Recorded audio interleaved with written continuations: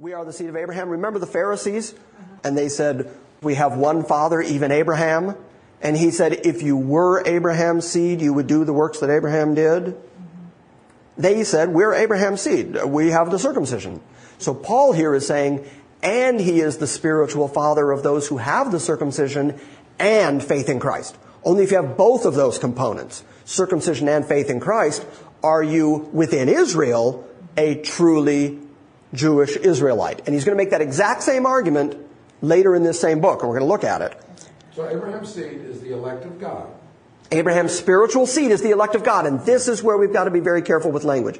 Abraham's spiritual seed, elect of God, circumcised or not, those who have faith and will be justified by their faith. However, that does not negate that there is a physical seed, and that physical seed and physical lineage and birthright and inheritance left off from the tribe of Judah and the lineage of Judah and the genealogy of Judah and went to Ephraim, and that physical land promise continues to reside with Ephraim, who have been scattered ever since the Assyrian captivity.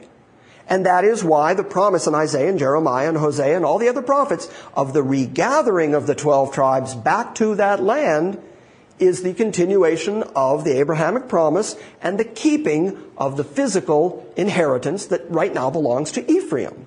And there is simply no way to get from the birthright promise to Ephraim to spiritual fulfillment of Abraham's faith among the uncircumcised. Those are two completely different concepts that even have a different history, that follow two different lineages, and just because you can find a fulfillment of the spiritual aspect of the Abrahamic covenant, that does not give you the license to make the enormous leap to, well then, everything else that was promised to Abraham is also spiritual. The point is, it was spiritual to start with. As soon as you say, in your seed, all the nations of the earth will be blessed, that is spiritual by its nature. But when you say, and your seed will inherit this physical land, your physical seed, and that physical promise is passed down to Isaac, to Jacob, he gets his name changed, to Israel, he calls in Joseph, he gives that inheritance to Ephraim. None of that is spiritual in nature. It's all physical, inheritance, birthright, and it's recited in the Old Testament as still belonging to Ephraim.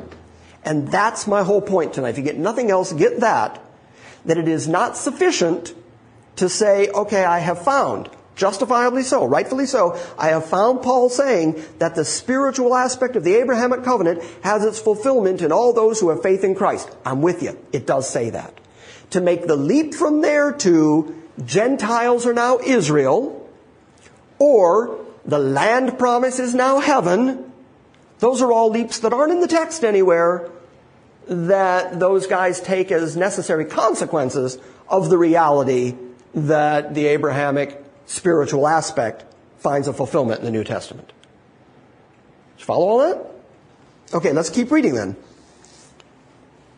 For the promise, look at verse 13. For the promise that he should be the heir of the world was not to Abraham or to his seed through the law, but through the righteousness of faith. For if they which are of the law be heirs, then faith is made void, and the promise is made of none effect. Now, he has just used the word promise in both of those verses. What is the promise he's talking about? Promise to Abraham. What promise to Abraham? That you're the Abrahamic covenant. All the families of the earth will be blessed through your seed. That's the promise he's talking about. Well, in a way, God almost held out a false carrot in the Mosaic covenant, No. Well, all right, yeah, if they had kept it, knowing they could... No, he couldn't keep it. No. So in the book of Galatians, it says that the law was added so that sin would become all the more apparent and all the more sinful. And he's going to say, and we're going to read it tonight out of Galatians 3, that the law then was a schoolmaster to direct them to Christ by showing them their inability. Go back to Romans 2 for a moment now. So it really catalyzed... Romans 2:28, you're going to be able... Yes, it catalyzed what sin was and the necessity of Christ. You should write that. That's good. Romans 2:28, go there. Now this is right where they all leap then. For he is not a Jew which is one outwardly, neither is that circumcision which is outward in the flesh. But he is a Jew which is one inwardly, and circumcision is that of the heart in the spirit, and not in the letter, whose praise is not of men, but of God. Now you yank that from its context, and you say, there you go, he is not a Jew that is one outwardly, but he that is one inwardly. And then you claim that that is being defined in verse 29 as anyone who has faith, who has the circumcision of the heart, is now a Jew. And there you go, you got spiritual Jew. Yeah, that's crazy. The problem with it is, Paul never says that Gentiles then become a Jew. What he's clearly saying, and we understand it now from the context in Romans 4 that we just looked at, Paul is saying within Judaism. Because again, remember that the first century Christians were not trying to create a separate religion aside from Judaism. They saw Christianity, and rightfully so, as the completion of Judaism. This is everything Judaism's leading to. It's everything Abraham was promised. It's everything David was promised. This is everything that the law, the schoolmaster, pointed us to. Here is Christ, the completion of all these Judaistic promises. So then he says, in that context, he's not a Jew which is only one outwardly with the circumcision and keeping the law and doing all the stuff, and neither is that circumcision which is outward in the flesh, but he is a Jew which is one inwardly. The group is Jews. And within the group of Jews, he's saying, but you narrow the field down within Judaism of those that have faith. What he does not do is say Gentiles who have faith are now Jews. And yet that is exactly the conclusion that every church replacement theologian comes to, so that they can say, like the guy out in Franklin, I'm a Jew. I believe in Christ, and therefore I'm a Jew. And amazingly, nobody in the room that night questioned the man, because they just assumed that verse. But that's typical eisegesis, getting more out of a verse than is in the verse. What it does say is that within Judaism, those Jews that have faith in Christ are the genuine circumcision, because they have the circumcision of the heart, and they don't just follow the letter of the law, and they don't just get their praise from men, they get their praise from God. The group is Jews. Those who have faith in Christ are counted as the genuine seed, the true Jew. But nothing in that says, and Gentiles who believe are now true Jews. Doesn't exist. But key verse to the church replacement theologians. Now let's look at it in context, starting at verse 17, and you'll see what I just said. Context helps. Behold, you are called a Jew, and you rest in the law, and you make your boast of God. So who's he writing to? Jews. You got it. Seemed obvious, didn't it? Behold, you call yourself a Jew, you rest in the law, you make your boast of God, and you know his will, and you approve the things that are more excellent, being instructed out of the law. And you are confident that you yourself are a guide to the blind and a light of them that are in darkness, an instructor of the foolish, a teacher of babes, which have a form of knowledge and of the truth in the law. Thou therefore which teachest another, teachest thou not thyself?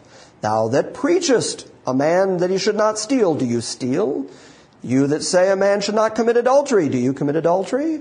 Thou that abhorrest idols, dost thou commit sacrilege? Thou that makest thy boast of the law, through breaking the law, do you dishonor God? For the name of God is blasphemed among the Gentiles through you, as it is written. This is from Isaiah 52:5. For circumcision, look at verse 25, we're talking about circumcision among the Jews. The context hasn't changed. For circumcision verily profits, if you keep the law. But if you are a breaker of the law, your circumcision is made uncircumcision. Therefore, if the uncircumcision keep the righteousness of the law, shall not his uncircumcision be counted for circumcision? And shall not uncircumcision, which is by nature, if it fulfill the law, judge thee who by the letter and the circumcision does transgress the law?